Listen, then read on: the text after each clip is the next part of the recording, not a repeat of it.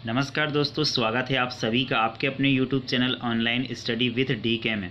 आज हम चर्चा करेंगे हिंदी सब्जेक्ट की। हिंदी सब्जेक्ट में जो language skills and learning equation, इन दो टॉपिक से जितने भी क्वेश्चन निकल कर आए हैं सभी क्वेश्चनों पर आज हम चर्चा करेंगे। आज के जो वीडियो है उसमें आपके लिए हम 100 क्वेश्चन लेकर आए हैं। सभी क्वेश्चन आपके एग्ज़ाम की दृष्टि से बहुत ज़्यादा इम्पोर्टेंट हैं। तो आपको यहाँ पे बता दें कि वीडियो को बिल्कुल स्किप ना करें, अंत तक देखिए और अपना आकलन भी ज़रूर कीजिए।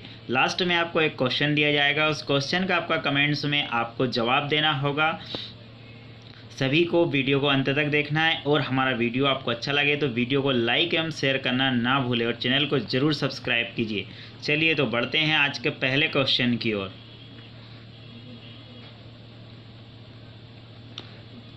पहला है, भाषा किसका साधन है। ध्यान देना है, भाषा किसका साधन है। वाचन का, भाव अभिव्यक्ति का, लेखन का या इनमें से कोई नहीं। तो यहाँ पे जो इसका राइट आंसर होगा है भाषा जो साधन है भावा अभिव्यक्ति का। पी वाला ऑप्शन अपना यहाँ पे सही होगा। चलिए बढ़ते हैं अगले क्वेश्चन की ओर। मनुष्य के मानसिक विकास के लिए मातृभाषा उतनी ही आवश्यक है जितना कि बच्चे के शारीरिक विकास के लिए माँ का दूध। यहाँ कथन किसके द्वारा कहा गया था। महात्मा गांधी जी के द्वारा, रविन्द्रनाथ टैगोर के द्वारा, विवेकानंद जी के द्वारा या एनी बेसेंट के द्वारा। तो आपको यहाँ पे बता दें हैं कि मातृभाषा जितनी आवश्यक है बच्चे के शरीर के लिए माँ का दूध उतना ही आवश्यक है। यहाँ जो कथन है महात्मा गांधी जी के द्वारा कहा गया था। तो यहाँ पे जो है अपना पहला वाला ऑप्शन अपना सही होगा। चलिए अगला क्वेश्चन देखते हैं। भावों एवं संवेगों की भाषा है रचनात्मक, भावात्मक, क्रियात्मक या लिपिकी। ध्यान देना है, भावों और संवेगों की जो भाषा है वो कौन सी है। क्वेश्चन पूछा है भावों और संवेगों की भाषा कौन सी है। तो भावों एवं संवेगों की जो भाषा है रचनात्मक, भावात्मक, क्रियात्मक, इसका जो राइट आंसर होगा वो होगा अपना भावात्मक। बी वाला ऑप्शन यहाँ पे अपना सही जाएगा। चलिए अगला क्वेश्चन देखते हैं। भाषा की शिक्षा के अंतर्गत सुनने का अर्थ है ध्वनि संकेतों का श्रवण, केवल ध्वनि संकेतों का श्रवण, बोधपूर्वक श्रवण या ध्यानपूर्वक श्रवण। ध्यान देना है आप सभी लोगों को, भाषा शिक्षा के अंतर्गत सुनने का अर्थ पूछा। यहाँ पर सुनने का जो अर्थ है वो है अपना बोधपूर्वक श्रवण, मतलब ध्यान से सभी बातों को यहाँ पे सुनना है। तो सी वाला ऑप्शन अपना होगा वो यहाँ पे सही होगा। अगला देखिए, मनुष्य को अपने दैनिक जीवन में सबसे अधिक क्रिया करनी पड़ती है सुनने की, पढ़ने की, लिखने की या फिर बोलने की। तो सबसे अधिक दैनिक जीवन में जो क्रिया करनी पड़ती है मनुष्य को वो है अपने सुनने की। यहाँ पे ए वाला ऑप्शन अपना सही होगा। मनुष्य को अपने दैनिक जीवन में सबसे अधिक क्रिया जो करनी पड़ती है वो सुनने की क्रिया करनी पड़ती है। इसमें ना चाहते हुए भी व्यक्ति को सुनना पड़ता है या सुनाई देता है। तो सबसे ज़्यादा जो क्रिया करनी पड़ती है वो सुनने की। तो ए वाला ऑप्शन अपना यहाँ पे सही होगा। चलिए अगला क्वेश्चन देखते हैं। बाल मनोविकास का प्रधान साधन है अंग्रेजी की शिक्षा, मातृभाषा की शिक्षा, विद्यालय की शिक्षा या इनमें से कोई नहीं। ध्यान देना है, बाल मनोविकास यानी बच्चे का जो मानसिक विकास होगा उसके लिए सबसे ज़्यादा प्रधान साधन कौन सा है। तो वो है अपना मातृभाषा की शिक्षा। उसको मातृभाषा की शिक्षा यदि देंगे तो उसका बाल मनोविकास आसानी से हो जाएगा। तो यहाँ पे दूसरा वाला ऑप्शन अपना सही होगा। चलिए अगला क्वेश्चन देखते हैं। बालक के संवेगों स्थायी भावों का मातृभाषा से कैसा संबंध है। ध्यान देना है सभी को। यहाँ पे बालक के संवेगों स्थायी भावों का मातृभाषा से कैसा संबंध है। घनिष्ठ है, सामान्य है, अच्छा है या इनमें से कोई नहीं। तो यहाँ पे अपना ए वाला ऑप्शन अपना सही होगा। बालक के संवेगों और स्थायी भावों का मातृभाषा से एकदम घनिष्ठ संबंध रहता है। यदि उसे मातृभाषा आती है तो वो संवेग और भावों को आसानी से समझ सकता है। चलिए अगला क्वेश्चन देखते हैं। बालकों का बौद्धिक, नैतिक, सांस्कृतिक विकास निर्भर करता है खेल क्षमता पर, भाषा क्षमता पर, अध्ययन क्षमता पर या इनमें से कोई नहीं। तो यहाँ पे इसका जो राइट ऑप्शन होगा वो होगा भाषा क्षमता पर।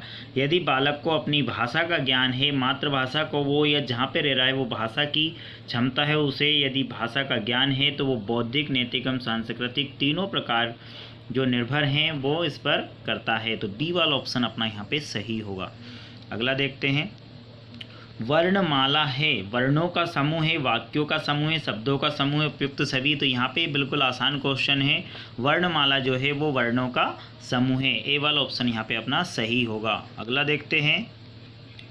शब्द भंडार द्योतक है भाषा विकास का, शारीरिक विकास का, मानसिक विकास का, या फिर इनमें से कोई नहीं। तो आपको यहाँ पे बता दें शब्द भंडार जो है वो भाषा विकास का द्योतक है। तो यहाँ पे पहला वाला ऑप्शन अपना सही होगा।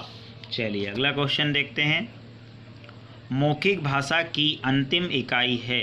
मौखिक भाषा की अंतिम इकाई के बारे में पूछा है, ध्यान देना। यहाँ पे अंतिम इकाई पूछा है, वर्ण है, ध्वनि है, वचन है, या उपयुक्त सभी है। तो यहाँ पे आपको बता दें हैं कि मौखिक भाषा की जो अंतिम इकाई है वो है ध्वनि, मतलब दूसरा वाला ऑप्शन अपना सही होगा। चलिए सभी क्वेश्चन बहुत ज़्यादा इम्पोर्टेंट है, वीडियो को बिल्कुल अंत तक देखिए। बहुत ज़्यादा आपके एग्ज़ाम की दृष्टि से वीडियो को देखते हुए बनाया गया है, सभी क्वेश्चन इम्पोर्टेंट लिखे आए हैं। चलिए अगला क्वेश्चन देखते हैं। निम्नलिखित में से कौन सी हिंदी की उपभाषा है? ध्यान देना, यहाँ पे हिंदी की उपभाषा के बारे में पूछा है। बिहारी हिंदी है, पूर्वी हिंदी है, राजस्थानी हिंदी है, या उपयुक्त सभी। तो यहाँ पे आपको बता दें हैं कि बिहारी हिंदी, पूर्वी हिंदी, राजस्थानी हिंदी, ये सभी जो है हिंदी की उपभाषा है। तो यहाँ पे चौथा वाला ऑप्शन अपना सही निकलेगा। चलिए अगला देखिए। उपभाषा में कितने प्रकार की बोलियां सम्मिलित है? ध्यान देना है, क्वेश्चन में उपभाषा में कितने प्रकार की बोलियों को सम्मिलित किया गया है? एक, अनेक, दो, या फिर इनमें से कोई नहीं। तो यहाँ पे आपको बता दें कि उपभाषा में अनेक प्रकार की बोलियों को सम्मिलित किया गया है। तो दूसरा वाला ऑप्शन अपना यहाँ पे सही निकलेगा। चलिए अगला देखते हैं। रचना की दृष्टि से भाषा की सबसे छोटी इकाई कौन सी होती है? बिल्कुल आसान क्वेश्चन है। रचना की दृष्टि से भाषा की सबसे छोटी इकाई कौन सी होती है? वर्ण, शब्द, वाक्य, या शब्द भंडार। तो आपको बता दें हैं कि रचना की दृष्टि से भाषा की सबसे छोटी इकाई वर्ण होती है। आसान क्वेश्चन है, आप लोगों को बिल्कुल सरल होगा। चलिए इस प्रकार यहाँ पे ए वाला ऑप्शन अपना सही निकलेगा। अगला क्वेश्चन देखते हैं। लिपि है, वर्णों की व्यवस्था को लिपि कहा जाता है, वाक्यों की व्यवस्था को, शब्दों की व्यवस्था को, या फिर इनमें से कोई नहीं। तो लिपि जो है वर्णों की व्यवस्था को लिपि कहा जाता है। ए वाला ऑप्शन अपना यहाँ पे सही होगा। अगला क्वेश्चन देखते हैं। भाषा का ग्रहण पक्ष है सुनना, पढ़ना, सुनना एवं पढ़ना, या फिर लिखना। तो आपको यहाँ पे बता दें कि भाषा का जो ग्रहण पक्ष है, जो अपने को ग्रहण करना पड़ता है, वो है अपना सुनना।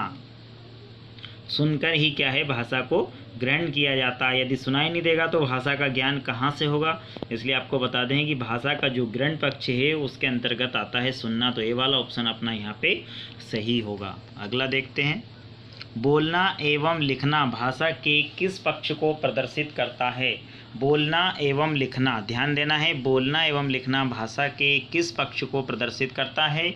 अभिव्यक्ति पक्ष को, ग्रहण पक्ष को, उपयुक्त दोनों को, या फिर इनमें से कोई नहीं। तो आपको बता दें बोलना एवं लिखना भाषा के अभिव्यक्ति पक्ष को प्रदर्शित करता है। तो यहाँ पे पहला वाला ऑप्शन अपना सही होगा। अगला देखते हैं। नवजात शिशु की भाषा किस रूप में होती है? रुदन होती है, क्रंदन होती है, बलबलाना होती है, या फिर क्यूइंग होती है? तो नवजात शिशु की जो भाषा होती है वो होती है अपनी रुदन होती है, मतलब वो रोकर ही सब चीज़ बताता है। किसी भी चीज़ की आवश्यकता होती है तो वो रोने लगता है। भूख लगती है तो रोने लगता है, या फिर और कोई सी समस्या होती है तो रोने लगता है। तो नवजात शिशु की भाषा किसे कहा गया है? रुदन को। तो पहला वाला ऑप्शन अपना यहाँ पे सही होगा। अगला क्वेश्चन देखिए। हिंदी वर्णमाला में कुल कितने प्रकार के व्यंजन हैं? ध्यान देना है, हिंदी वर्णमाला में व्यंजनों की संख्या पूछी गई है। तो आपको बता दें कि हिंदी वर्णमाला में व्यंजनों की 5 संख्या है। कितनी संख्या है? कुल कितने प्रकार के व्यंजन हैं? तो व्यंजन है 5। कौन कौन से हैं? स्पर्श व्यंजन, ऊष्म व्यंजन, संयुक्त व्यंजन, अंतःस्थ व्यंजन और संयुक्त व्यंजन। इस प्रकार से इसकी जो संख्या है वो कितनी है? अपनी 5 है। ध्यान देना है आपको। चलिए अगला क्वेश्चन देखिए। भाषा विकास को प्रभावित करने वाला कारक है परिपक्वता, प्रेरणा, स्वास्थ्य, या फिर उपयुक्त सभी। तो भाषा विकास को प्रभावित करने वाले कौन कौन से कारक हैं? ये भी है, परिपक्वता भी, प्रेरणा भी है, स्वास्थ्य भी है, उपयुक्त सभी। तो यहाँ पे चौथा वाला ऑप्शन अपना सही होगा। अगला क्वेश्चन देखते हैं, निम्नलिखित में से कौन सा वाणी विकार है? ध्यान देना है, कौन सा वाणी का विकार है? तुतलाना, अस्पष्ट उच्चारण, हकलाना या उपयुक्त सभी। तो आपको बता दें कि वाणी के विकार के अंतर्गत ये सभी आते हैं, तो डी वाला ऑप्शन अपना यहाँ पे सही होगा। अगला क्वेश्चन देखते हैं, प्रत्येक भाषा में वाणी ध्वनियाँ होती है, दो प्रकार की होती है, असंख्य प्रकार की होती है, सीमित संख्या में होती है या केवल संयुक्त होती है। तो आपको बता दें प्रत्येक भाषा में वाणी की जो ध्वनि होती हैं वो दो प्रकार की होती है। ए वाला ऑप्शन अपना यहाँ पे सही होगा। दो प्रकार की में एक आ गया अपना स्वनिम आ गया और एक आ गया अपना रूपिम आ गया। ध्यान देना, ये रूपिम दो प्रकार की है। कौन कौन सी यदि पूछा जाए तो स्वनिम और रूपिम। चलिए अगला क्वेश्चन देखते हैं, लिखना पढ़ना संकेतों का प्रयोग निम्न में से किसके अंतर्गत आता है? ध्यान देना है, लिखना पढ़ना और संकेतों का प्रयोग करना काय के अंतर्गत आता है?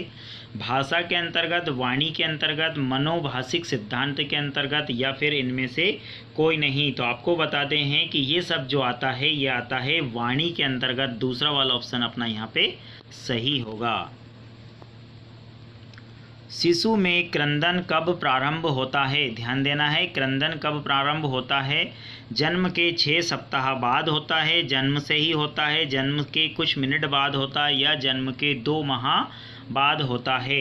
तो जन्म के 6 सप्ताह बाद, यहाँ पे पहला वाला ऑप्शन अपना सही होगा। शिशु में क्रंदन कब होने लगता है? जन्म के 6 सप्ताह बाद क्रंदन होने लगता है। पहला वाला ऑप्शन अपना यहाँ पे सही होगा। चलिए अगला क्वेश्चन देखते हैं, मनोवैज्ञानिक दृष्टि से शिक्षा की सार्वभौमिक प्रक्रिया है। मनोवैज्ञानिक दृष्टि से शिक्षा की सार्वभौमिक प्रक्रिया अधिगम है, शिक्षण है, स्मरण है, विस्मरण है।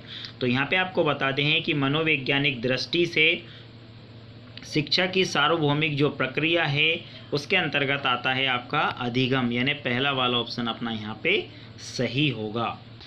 चलिए नेक्स्ट क्वेश्चन देखते हैं, मनुष्य की संस्कृति व सभ्यता का विकास होता है पाठन क्रिया द्वारा, लेखन क्रिया द्वारा, भाषा द्वारा या फिर इनमें से कोई नहीं। तो मनुष्य की संस्कृति और सभ्यता का जो विकास होता है दोस्तों वो होता है भाषा द्वारा। यदि उसकी भाषा सही है, उसे भाषा का सही प्रकार से ज्ञान है तो उसकी संस्कृति एवं सभ्यता का विकास आसानी से हो जाता है। तो यहाँ पे तीसरा वाला ऑप्शन अपना सही होगा। चलिए बढ़ते हैं अगले क्वेश्चन की ओर, बालकों को इस योग्य बनाना कि वे नवीन ज्ञान व कौशल को भली भांति सीख सके किस शिक्षण पद्धति के द्वारा होता है? ध्यान देना है, शिक्षा मनोविज्ञान द्वारा, व्यवहारिक ज्ञान द्वारा, अधिगम शिक्षण प्रणाली द्वारा या उपयुक्त सभी। तो यहाँ पे आपको बता दें कि बालकों को इस योग्य बनाना कि वे नवीन ज्ञान एवं जो कौशल है उसको भली भांति सीख सके। तो इसके लिए जो आवश्यकता होगी वो होगी अपने अधिगम शिक्षण प्रणाली के द्वारा। इससे वो आसानी से नवीन ज्ञान एवं कौशल को सीख सकते हैं। तो यहाँ पे तीसरा वाला ऑप्शन अपना होगा वो यहाँ पे सही होगा। चलिए अगला क्वेश्चन देखते हैं, सीखने के प्रमुख नियमों का प्रतिपादन किसने किया है? बहुत ज़्यादा इम्पोर्टेंट क्वेश्चन है, ध्यान देना है आपको। सीखने के प्रमुख नियमों का प्रतिपादन किसने किया है? थार्नडाइक ने, मैकडूगल ने, स्किनर ने या फिर पावलोव ने। तो आपको बता दें कि सीखने के जो नियम उनका प्रतिपादन किया है थार्नडाइक ने किया है। तो यहाँ पे पहला वाला ऑप्शन अपना सही होगा। चलिए अगला क्वेश्चन देखते हैं, नवीन अनुबंध सिद्धांत के प्रवर्तक हैं। नवीन अनुबंध सिद्धांत, ध्यान रखना है, नवीन अनुबंध सिद्धांत के प्रवर्तक स्किनर है, कॉलर है, पावलोव है या फिर टर्मन है। तो यहाँ पे ए वाला ऑप्शन अपना सही होगा। अनुबंध का सिद्धांत कहीं भी आता है फटाक से स्किनर पे अपने को राइट टिक करना है।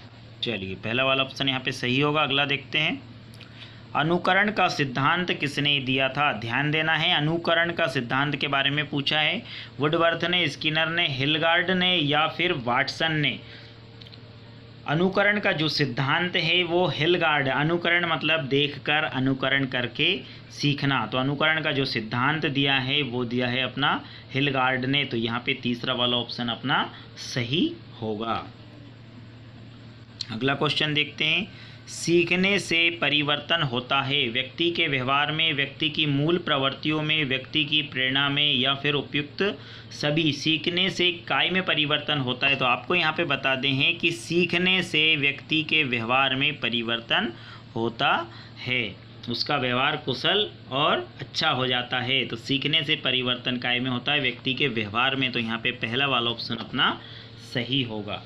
चलिए अगला देखते हैं। प्रारंभ में बालक किस प्रकार सीखता है? त्रुटि एवं प्रश्न द्वारा सीखता है, सूझ द्वारा सीखता है, परीक्षण द्वारा, विभेदीकरण के द्वारा।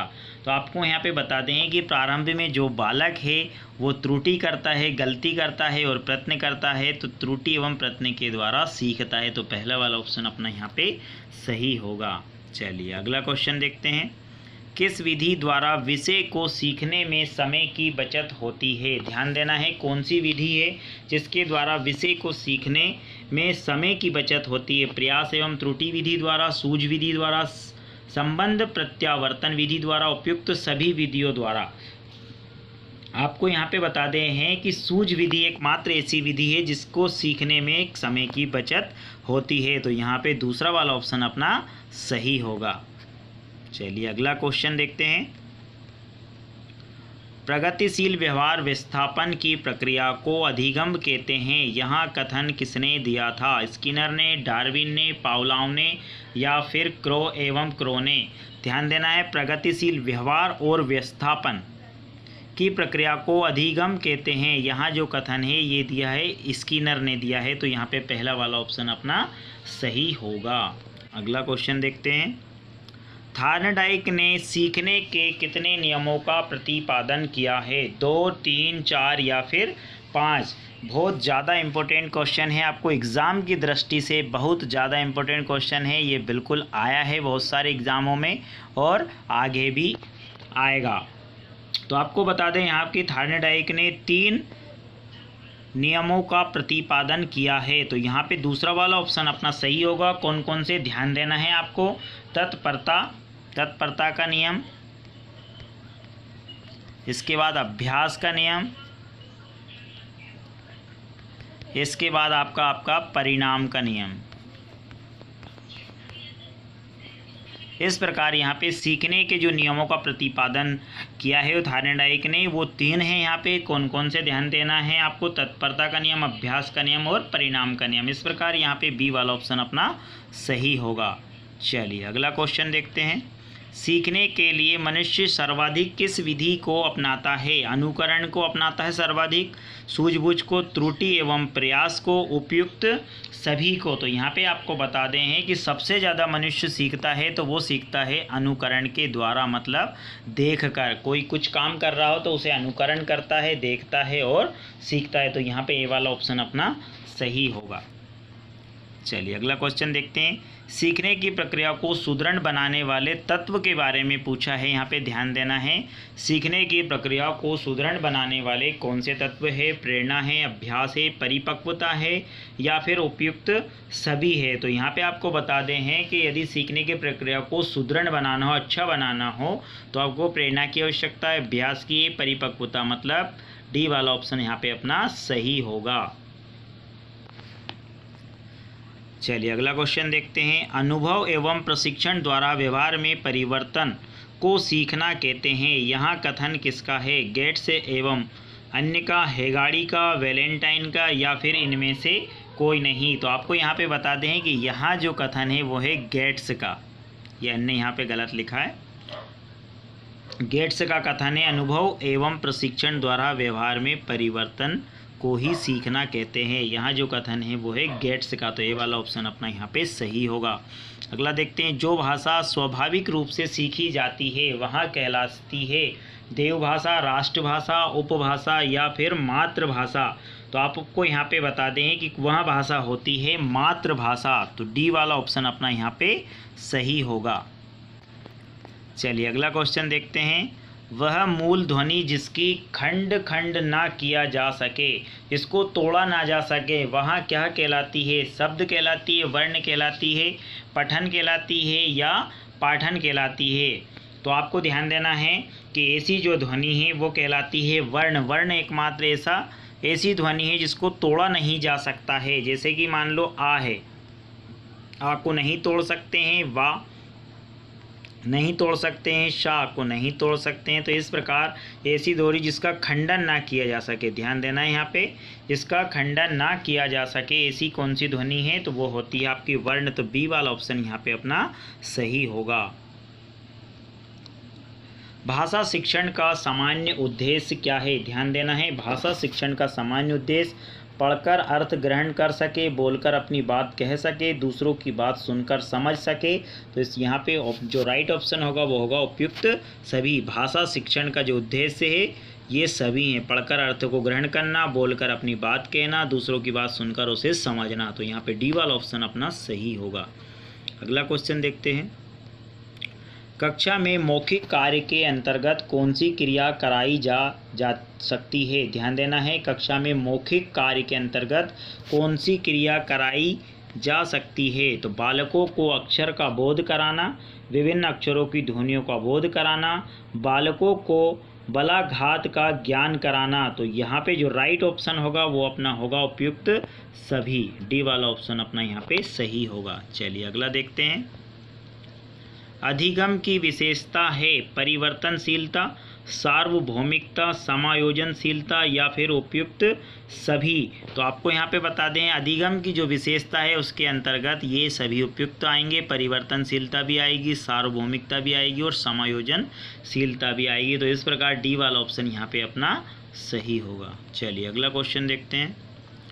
क्रियात्मक अधिगम का उदाहरण है साइकिल चलाना सीखना, पढ़ना सीखना, हिसाब लगाना सीखना या फिर इनमें से कोई नहीं। तो क्रियात्मक अधिगम का जो उदाहरण है वो है साइकिल चलाना, इसमें व्यक्ति क्रिया करता है। तो ये वाला ऑप्शन यहाँ पे अपना सही होगा। संज्ञानात्मक शिक्षण में किस प्रकार की क्रियाओं को प्रधानता होती है, शारीरिक क्रिया को, सामाजिक क्रिया को, मानसिक क्रिया को या उपयुक्त सभी को। तो आपको यहाँ पे बता दें हैं संज्ञानात्मक जो शिक्षण है उसमें कौन सी क्रिया को प्रधानता होती है, उसमें जो क्रिया को प्रधानता होती है वो है मानसिक क्रिया। सी वाला ऑप्शन यहाँ पे अपना सही होगा। चलिए अगला क्वेश्चन देखते हैं। शिशु की प्रथम भाषा है अंग्रेजी, मातृभाषा, हिंदी या राष्ट्रभाषा। बिल्कुल आसान क्वेश्चन है। शिशु की प्रथम भाषा वो होगी मातृभाषा। बी वाला जो कि माँ से बच्चा सीखता है, तो बी वाला ऑप्शन अपना यहाँ पे सही होगा। अगला क्वेश्चन देखते हैं। निरर्थक शब्द वे शब्द होते हैं जिनको लिखने से कोई अर्थ स्पष्ट नहीं होता है, जिनको पढ़ने से कोई अर्थ नहीं निकलता है, जिनको लिखने पढ़ने सुनने से कोई अर्थ प्रकट नहीं होता है या फिर इनमें से कोई नहीं। तो आपको यहाँ पे बता दें कि सी वाला ऑप्शन इसका सही होगा। लिखने पढ़ने सुनने से कोई अर्थ यदि प्रकट नहीं होता है तो वो निरर्थक शब्द कहलाता है। सी वाला ऑप्शन यहाँ पे अपना सही होगा। अगला देखते हैं। निम्न में से कौन भाषा शिक्षण के सिद्धांत में नहीं आता है, ध्यान देना यहाँ पे नहीं आता है। स्वतंत्रता का सिद्धांत, अनुकरण का सिद्धांत, व्यक्तिक विभिन्नता का सिद्धांत या फिर इनमें से कोई नहीं। तो आपको बता दें यहाँ पे कि डी वाला ऑप्शन यहाँ पे सही होगा, क्योंकि भाषा शिक्षण के सिद्धांत के अंतर्गत ये तीनों आते हैं, स्वतंत्रता, अनुकरण और व्यक्तिक विभिन्नता। तो डी वाला ऑप्शन यहाँ पे अपना सही होगा। अगला क्वेश्चन देखिए।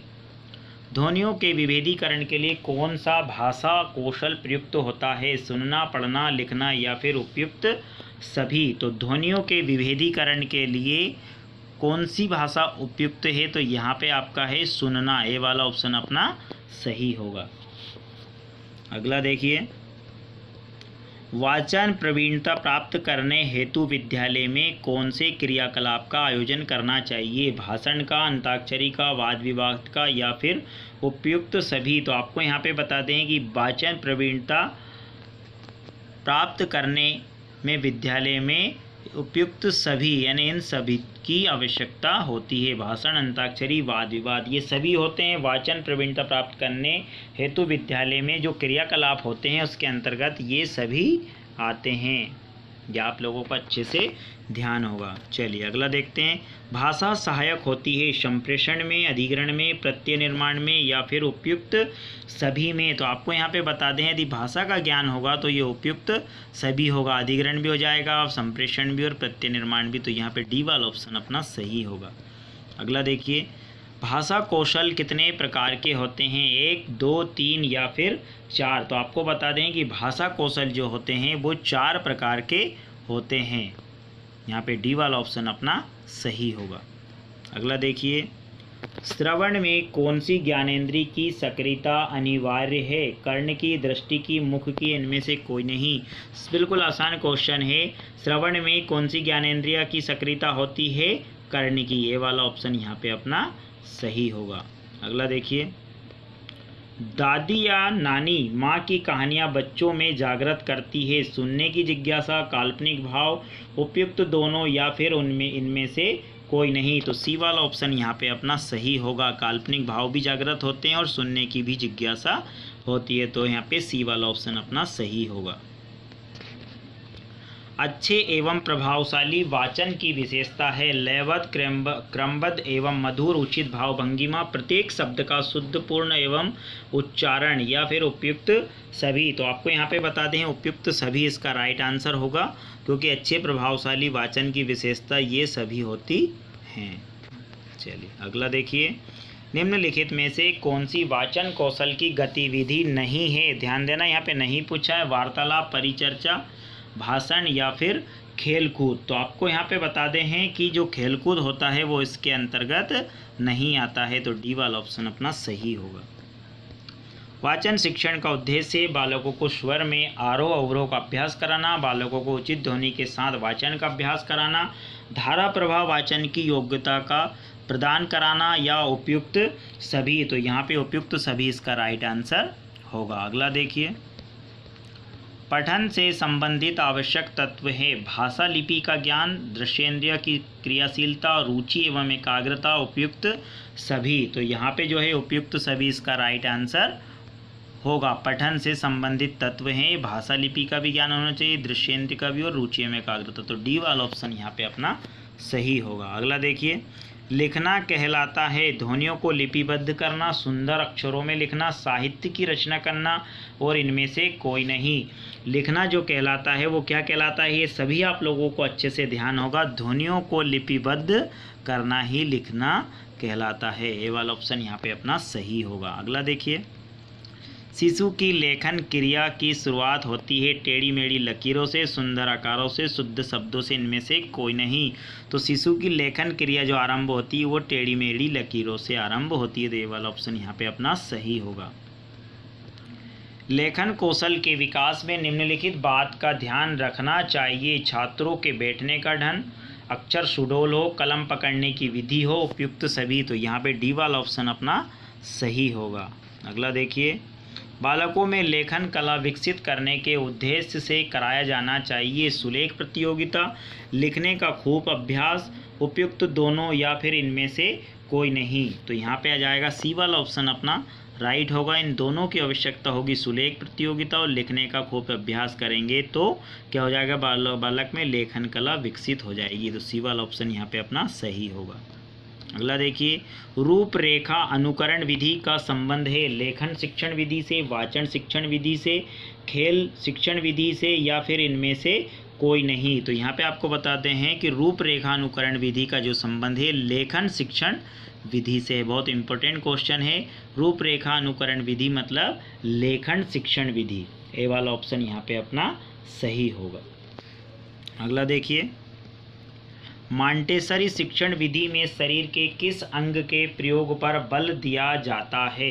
केवल आंख पर, केवल हाथ पर, आंख, कान एवं हाथ पर या फिर इनमें से कोई नहीं। तो आपको यहाँ पे बता दें सी वाला ऑप्शन अपना राइट होगा। मॉन्टेसर शिक्षण विधि में आंख, कान एवं हाथ तीनों पर जोर दिया जाता है। तो सी वाला ऑप्शन अपना यहाँ पे सही होगा। अगला देखिए, शिक्षण सहायक सामग्री को कितने भागों में बांटा गया है? 1, 2, 3 या फिर 4। तो आपको यहाँ पे बता दें कि शिक्षण सहायक सामग्री को 3 भागों में बांटा गया है। चलिए अगला देखिए, संरचना, उपयोगिता एवं उपलब्धि की दृष्टि से सहायक सामग्री का विभाजन किया गया है।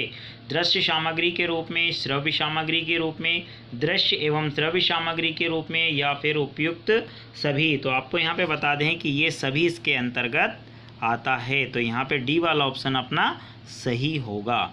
संरचना, उपयोगिता, उपलब्धि की दृष्टि जो सामग्री का विभाजन है, दृश्य भी श्रव्य भी है, दृश्य श्रव्य दोनों है, तो डी वाला ऑप्शन यहाँ पे अपना सही होगा। अगला देखिए, शिक्षण में सहायक सामग्री के प्रयोग से पाठ को बनाया जाता है रोचक, प्रभावशाली, ग्रहणी या फिर उपयुक्त सभी। तो यहाँ पे आपको बता दें कि उपयुक्त सभी अपना राइट आंसर होगा, क्योंकि शिक्षण में जो सहायक सामग्री उनके द्वारा रोचक बनाया जाता है, शिक्षण को प्रभावशाली और ग्रहणी बनाया जाता है। तो डी वाला ऑप्शन यहाँ पे अपना सही होगा। अगला देखिए, सुनने के लिए किस प्रकार की सहायक सामग्री उपयोगी होती है? श्रव्य सामग्री, दृश्य सामग्री, या फिर इनमें से कोई नहीं। तो आपको यहाँ पे बता दें, सुनने के लिए श्रव्य सामग्री उपयोगी होती है। तो ये वाला ऑप्शन यहाँ पे अपना सही होगा। अगला देखिए, उत्तम शिक्षण की विशेषता है छात्रों की समस्याओं के समाधान में शिक्षक का पूर्ण सहयोग होना, छात्र शिक्षक संबंध मधुर होना, छात्रों की क्रियाओं को यथोचित पुनर्बलन मिलना चाहिए, या फिर उपयुक्त सभी। तो यहाँ पे जो उपयुक्त सभी ऑप्शन अपना राइट होगा। ये सभी आवश्यक है उत्तम शिक्षण के लिए। चलिए अगला क्वेश्चन देखिए, शिक्षण प्रक्रिया के चर होते हैं। शिक्षण प्रक्रिया के चर से मतलब स्तंभ कौन कौन से होते हैं? शिक्षक, शिक्षार्थी, पाठ्यक्रम या उपयुक्त सभी। तो डी वाला ऑप्शन यहाँ पे अपना सही होगा। अगला क्वेश्चन देखिए, अच्छा शिक्षण होता है पूर्व ज्ञान पर आधारित होता है, क्रिया पर आधारित होता है, उद्देश्य पूर्ण होता है, या फिर उपयुक्त सभी। तो यहाँ पे उपयुक्त सभी, अच्छा शिक्षण जिसका होगा उसमें उपयुक्त सभी गुण समाहित होंगे। पूर्व ज्ञान भी होना चाहिए, क्रिया आधारित भी होना चाहिए, उद्देश्य निकलना चाहिए, तभी अच्छा शिक्षण माना जाएगा। तो डी वाला ऑप्शन यहाँ पे अपना सही होगा। चलिए अगला क्वेश्चन देखते हैं, श्रव्य सामग्री नहीं है, ध्यान देना है, नहीं पूछा है, रेडियो, टेप रिकॉर्डर, मॉडल या फिर ग्रामोफोन। तो यहाँ पे श्रव्य सामग्री के अंतर्गत मॉडल नहीं आएगा। तो सी वाला ऑप्शन यहाँ पे अपना सही होगा। अगला क्वेश्चन देखिए, छात्रों के उच्चारण संबंधी अशुद्धियों के निराकरण के लिए क्या किया जाना चाहिए? स्वर एवं व्यंजनों के उच्चारण में भेद को समझाया जाए, मौखिक रचना शिक्षण पर बल दिया जाए, शिक्षक का स्वयं का उच्चारण शुद्ध होना चाहिए, उपयुक्त सभी। तो यहाँ पे आपको बता दें कि उपयुक्त सभी जो है ये गुण उसमें समाहित होना चाहिए, ताकि छात्र भी उच्चारण संबंधी जो अशुद्धि है उसे दूर कर सके, उसका निराकरण किया जाए। चलिए अगला देखते हैं, निम्नलिखित में से कौन शारीरिक कारणों में आता है जिसमें विकार होने के कारण बालक में उच्चारण संबंधी अशुद्धियाँ उत्पन्न होती है? जिह्वा, नाक, होंठ या फिर उपयुक्त सभी। तो इसके अंतर्गत आएगा क्या? उपयुक्त सभी। यदि जिह्वा, नाक, होंठ ये सभी जो है निम्न में से शारीरिक कारणों में आता है। कौन कौन सा शारीरिक कारणों में जो आता है जिसमें विकार होने के कारण बालक में उच्चारण संबंधी अशुद्धि होती है? वो होता है आपका जिह्वा, नाक, होंठ ये सभी। तो इन सभी का उपयोग होता है। तो यहाँ पर डी वाला ऑप्शन अपना सही होगा। चलिए अगला क्वेश्चन देखते हैं, साहचर्य विधि में भाषा की आरंभिक शिक्षा प्रदान की जाती है खेल खेल में, वाद विवाद द्वारा, चित्रांकन द्वारा, निबंध द्वारा। तो ध्यान देना है यहाँ पे साहचर्य विधि, साहचर्य विधि को ध्यान से देखना है। साहचर्य विधि में आरंभिक शिक्षा जो प्रदान की जाती है वो की जाती है खेल खेल में, जो कि अभी मध्य प्रदेश शासन में नियम लागू है, खेल खेल में बच्चों को शिक्षा प्रदान कराना है। तो ये वाला ऑप्शन यहाँ पे अपना सही होगा। चलिए अगला क्वेश्चन देखते हैं, हिंदी शिक्षण को प्रभावशाली बनाने का साधन है। हिंदी शिक्षण को प्रभावशाली बनाने के लिए क्या करना चाहिए? पाठ्यपुस्तक, मानचित्र, ब्लैक बोर्ड या उपयुक्त सभी चीज़ों का उपयोग किया जाना चाहिए। तो हिंदी शिक्षण जो होगा अपना प्रभावशाली बन जाएगा। डी वाला ऑप्शन यहाँ पे अपना सही होगा। अगला देखिए, कविता शिक्षण का प्रमुख लक्ष्य है कविता का भावार्थ बताना, शब्द भंडार में वृद्धि करना, उच्चारण संबंधी दोषों का निवारण, या फिर इनमें से कोई नहीं। तो यहाँ पे है पहला वाला ऑप्शन अपना सही होगा, कविता का भावार्थ बताना। कविता शिक्षण का प्रमुख लक्ष्य है कविता का भावार्थ बताना, ये वाला ऑप्शन यहाँ पे अपना सही होगा। अगला देखिए, प्राथमिक स्तर पर कविता शिक्षण की प्रणाली है गीत है, व्याख्या, अभिनय है या फिर गीत और अभिनय। तो यहाँ पे डी वाला ऑप्शन अपना सही होगा। अगला क्वेश्चन देखिए, भाषा पढ़ने में पाठ्य पुस्तक है एक साधन है, प्रसाधन है, साध्य है या असाध्य है। तो यहाँ पे आपको बता दें भाषा पढ़ने में जो पाठ्य पुस्तक है ये क्या है, एक साधन है। तो यहाँ पे ए वाला ऑप्शन अपना सही होगा। 2 बार है ये क्वेश्चन नंबर 78। चलिए अगला देखिए,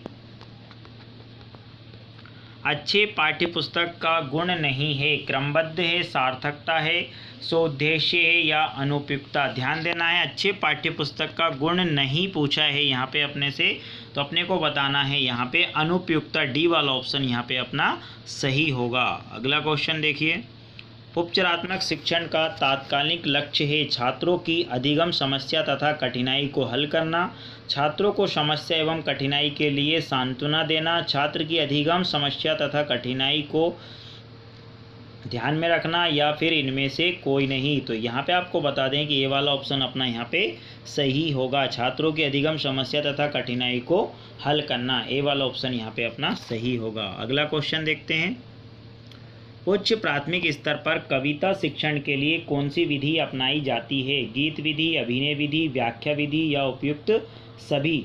तो आपको यहाँ पे बता दें उच्च प्राथमिक स्तर पर कविता शिक्षण के लिए जो है व्याख्या विधि को सबसे ज़्यादा अपनाया जाता है। तो सी वाला ऑप्शन अपना यहाँ पे सही होगा। अगला क्वेश्चन देखिए, पूर्व माध्यमिक स्तर पर छात्रों को रचना का ज्ञान देने के लिए क्या कराया जाना चाहिए, पुस्तकों को किसी अंश की अनुलिपि कराना, अधूरे वाक्य को पूरा कराना, देखी हुई घटना का वर्णन करना या फिर इनमें से कोई नहीं। तो यहाँ पे सी वाला ऑप्शन अपना सही होगा, देखी हुई घटनाओं का वर्णन कराया जाना चाहिए। चलिए अगला क्वेश्चन देखते हैं, छात्रों को उपचारात्मक शिक्षण प्रदान करने की सुगम विधि है, कक्षा के छात्रों के अधिगम संबंधी दोषों एवं कमजोरियों का निदान कर उनसे मुक्त करना, छात्रों की व्यक्तिगत विभिन्नता के आधार पर समूह में विभाजित करके शिक्षण की व्यवस्था करना, प्रत्येक छात्र के अधिगम संबंधी दोषों को व्यक्तिगत रूप से अध्ययन करना एवं उनको दूर करना या फिर उपयुक्त सभी।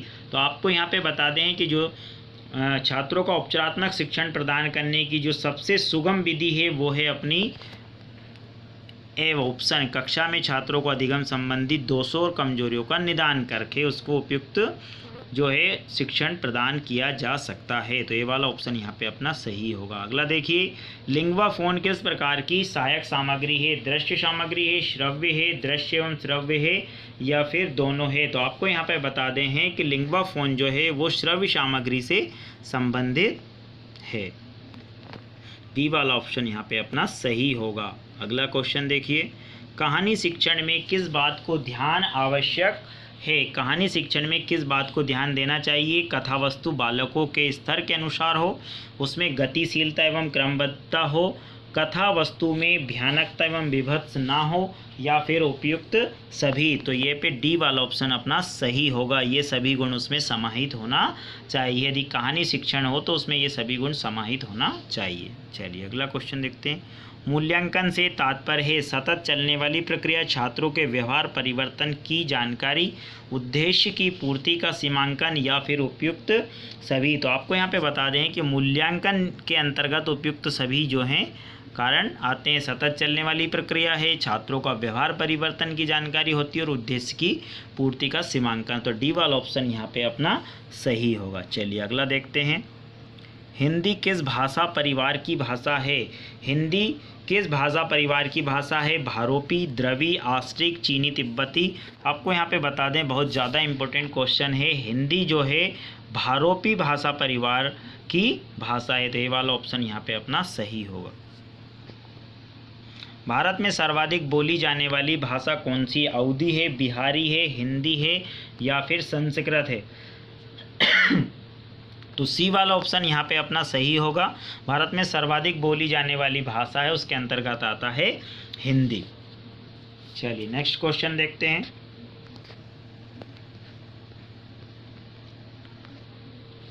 वर्तमान में हिंदी का प्रचलित रूप है खड़ी बोली, देवनागरी, अवधी भाषा या फिर ब्रज भाषा। तो वर्तमान में हिंदी का जो प्रचलित रूप है उसके अंतर्गत आपका आता है खड़ी बोली। तो ये वाला ऑप्शन यहाँ पे अपना सही होगा। अगला क्वेश्चन देखिए, हिंदी खड़ी बोली किस अपभ्रंश से विकसित हुई है? मगधी, ब्राह्मण, शौरसेनी या अर्धमागधी? तो आपको यहाँ पे ध्यान देना, हिंदी खड़ी बोली जिस अपभ्रंश से विकसित हुई है वो यहाँ पर है शौरसेनी। तो सी वाला ऑप्शन यहाँ पे अपना सही होगा।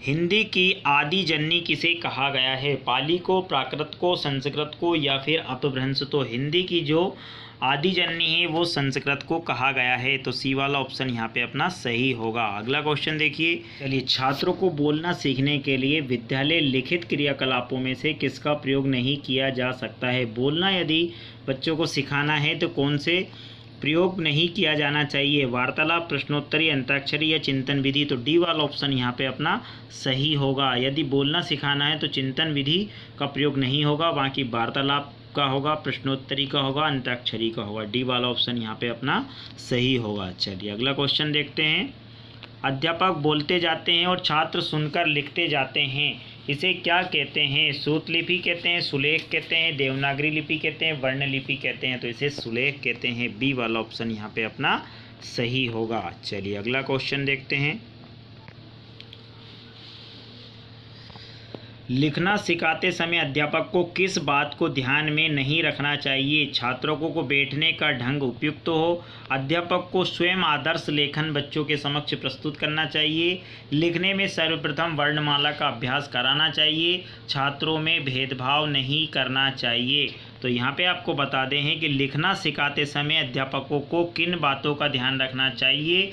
तो यहाँ पे अध्यापकों को छात्रों में भेदभाव नहीं करना चाहिए। डी वाला ऑप्शन यहाँ पे अपना सही होगा। लिखना सिखाते समय अध्यापकों को किस बात को ध्यान में नहीं रखना चाहिए? छात्रों में भेदभाव नहीं करना चाहिए। तो डी वाला ऑप्शन यहाँ पे अपना सही होगा।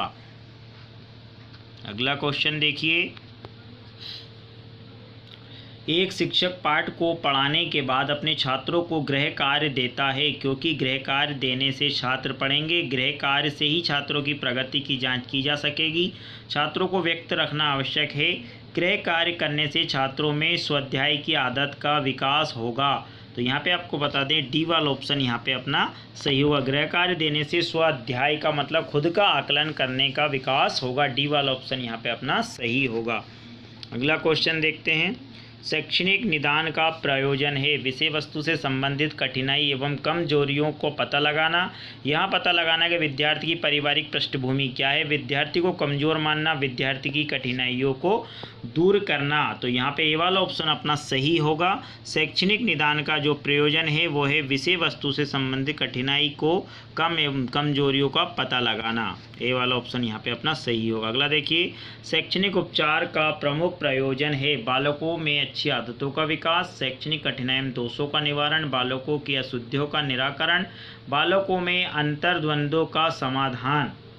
तो यहाँ पे आपको बता दें कि शैक्षणिक उपचार का जो प्रयोजन है उसके अंतर्गत आता है शैक्षणिक कठिनाई एवं दोषों का निवारण। बी वाला ऑप्शन यहाँ पे अपना सही होगा। अगला देखिए, किस परीक्षा में पक्षपात का कोई स्थान नहीं होता है? वैधता में, निबंधात्मक में, वस्तुनिष्ठता में या फिर उपयुक्त सभी? तो यहाँ पे आपको बता दें वस्तुनिष्ठता में जो है पक्षपात का कोई स्थान नहीं होता है। तो सी वाला ऑप्शन यहाँ पे अपना सही होगा।